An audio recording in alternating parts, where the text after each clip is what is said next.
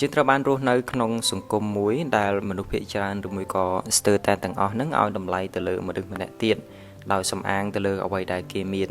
វាអាចដូចជាសម្រស់គឺជារឿងចម្បងមួយទ្រព្យសម្បត្តិភាពជោគជ័យ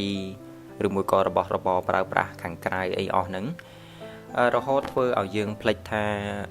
ភាពមានតម្លៃពិតប្រាកដរបស់យើងគឺចេញពីខាងក្នុងខ្លួនរបស់យើងទៅវិញទេវាអាចជាភាពចិត្តល្អរបស់យើងស្នាមញញឹមអត្តចរិតឬមួយក៏ភាពអោនលំទោនចេះគោរពអ្នកដតីអីហ្នឹងវាគឺជារបស់មួយដែលមានតម្លៃហើយវាអត់អាចប្រើលុយទិញបានពិតមែនតាមពិតទៅតាំងពីយើងកើតចេញពីពោះម៉ែបាតជើងក្រហមមកតម្លៃរបស់យើងត្រូវបានចារនៅក្នុងខ្លួនយើងស្រាប់មកជាមួយទៅហើយយើងអាចមានសមត្ថភាពនៅក្នុងការធ្វើរឿងមួយដែលអស្ចារ្យដែលអ្នកដតីមិនអាចធ្វើបានខ្ញុំមានស្នាមញញឹមហើយអ្នកដតីហើយអ្នកទាំងអស់គ្នាមានចិត្តល្អអីចឹងទៅនេះគឺជារឿងពិតមួយដែលនៅលើโลกនេះមានមនុស្ស8000លាននាក់ជាង8000លាននាក់ហើយមានតែយើងតែមួយគត់មួយនៅក្នុងចំណោម8000លាននាក់ហើយបើសិនជាស្លាប់ឬមួយក៏បាត់អីវាបាត់អីវាអត់មានយើងណាមនុស្សណាដែលដូចយើងមួយទៀតទេ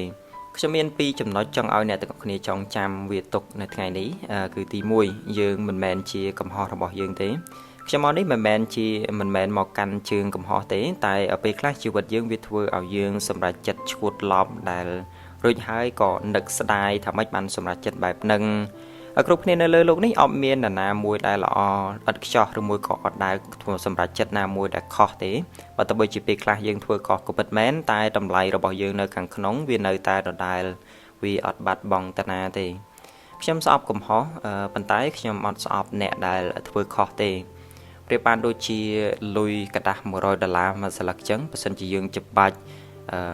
វាឲ្យទួយ៉ាងណាក៏តម្លៃនៃលុយមួយស្លឹកនោះវានៅតែ$100នឹងដដែលហើយចំណុចមួយនេះក៏សំខាន់ដែរអ្នកទាំងអស់គ្នាមនុស្សមើលមកយើងតាមរបៀបដែលយើងមើលមកខ្លួនឯងគឺមានន័យថាអ្វីគ្រប់យ៉ាងគឺចាប់ផ្ដើមពីយើងក្តីស្រឡាញ់ការគោរពជំនួយអីផ្សេងហ្នឹងបើចង់បានការគោរពសាកមកគោរពខ្លួនឯងលោមើលហើយយើងអត់ចាំបាច់ទៅស្រែកប្រាប់ណាគេថាយើងជាមនុស្សរបៀបម៉េចទេគេមើលមកយើងតាមរបៀបដែលយើងមើលថែខ្លួនឯងតាមរបៀបដែលយើងគោរពខ្លួនឯងតាមរបៀបដែលយើងមើលមកខ្លួនឯងថាយ៉ាងម៉េចអាហ្នឹងគេឲ្យតម្លៃយើងទៅតាមនឹងដូចគ្នាហើយជាចុងក្រោយអ្នកទាំងអស់គ្នាជា bonus សម្រាប់អ្នកទាំងអស់គ្នានៅក្នុងថ្ងៃនេះនៅក្នុងវីដេអូនេះគឺផ្ដោតលើខ្លួនឯងអភិវឌ្ឍខ្លួនឯងគ្រប់គ្នាអាចចេញពីយើងបានគ្រប់ពេលតែមានតែយើងទេมันអាចចាក់ចេញពីខ្លួនឯងបានគឺនៅជាមួយនឹងខ្លួនឯង24ម៉ោងមិនថាពេលឈឺសប្បាយកើតទុក្ខមានតែខ្លួនឯងតែម្នាក់គត់ដែលនៅជាមួយខ្លួនឯងរៀនមើលថែខ្លួនឯងឲ្យបានល្អអ្នកនរគ្នាហើយបើទោះបីជាអ្នកដតីឬខ្លួនឯងមិនដែលមើលឃើញពីតម្លៃដែលនៅខាងក្នុងខ្លួនរបស់ខ្លួនឯងទេក៏ភាពអស្ចារ្យនោះវានៅតែក្នុងខ្លួនរបស់យើងដូចគ្នាដែរអនុញ្ញាតឲ្យខ្លួនឯងធ្វើរឿងថ្មីហើយធ្វើរឿងណាដែលអស្ចារ្យហើយអ្នកទាំងអស់គ្នាគិតថាត្រឹមត្រូវហើយខ្លួនឯងមិនធ្លាប់ធ្វើរឿងពីមុនមកក៏សម្រេចចិត្តធ្វើវាទៅហើយជាចុងក្រោយសូមគោរពអ្នកដតីសខ្មៅខ្ពស់ទាបធាត់ស្គមមានក្រអីគ្រប់គ្នាសុទ្ធតែស័ក្តិសមនឹងទទួលបានការគោរពស្មើគ្នាពីយើងចេញពីយើងទៅចាអរគុណច្រើនអ្នកទាំងអស់គ្នាកុំភ្លេចយកភាពអស្ចារ្យពីខាងក្នុងខ្លួនរបស់យើងមកប្រើប្រាស់ផងអ្នកទាំងអស់គ្នា